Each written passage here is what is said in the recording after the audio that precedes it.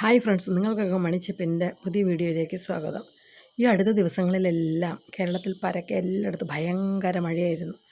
അങ്ങനെയുള്ളൊരു മഴയത്ത് നമ്മുടെ ആലുവ ബസ് സ്റ്റാൻഡിലെ വെള്ളം കയറി യാത്രക്കാർ ബുദ്ധിമുട്ടുന്ന വീഡിയോയാണ് ഇന്ന് നിങ്ങളെ കാണിച്ചു തരുന്നത്.